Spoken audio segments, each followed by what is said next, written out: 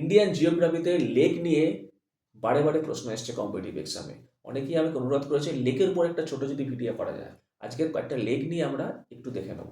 আমাকে যদি প্রশ্ন করা হয় লংগেস্ট লেক ইন ইন্ডিয়া, কি আনসার হবে? আনসার হবে ভেম্বানাথ লেক।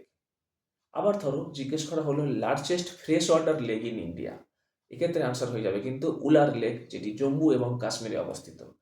আবার ধরো জিজ্ঞেস করা হয়েছে লার্জেস্ট সল্ট ওয়াটার লেক অথবা লার্জেস্ট ব্র্যাকিস ওয়াটার লেক কিংবা লার্জেস্ট লেগুন ইন ইন্ডিয়া, তিনটি ক্ষেত্রেই উত্তর হবে চিল্কা লেক।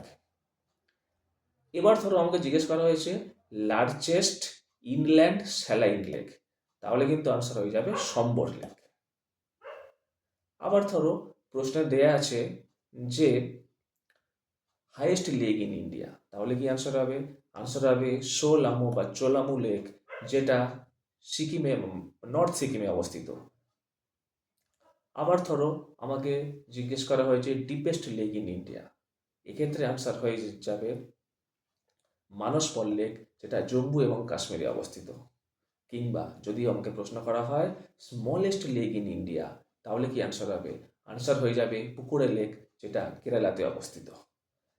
এখন আমাকে অনেকেই জিজ্ঞেস করবে সব তো লেক বললেন, কিন্তু যদি পরীক্ষায় শুধুমাত্র জিজ্ঞেস করে largest lake in India, fresh বা স্যালাইন কিছু মেনশন করা নেই, তাহলে কি উত্তর হবে? এক্ষেত্রে আমরা আনসার নেব ভেম্বানাথ লেক।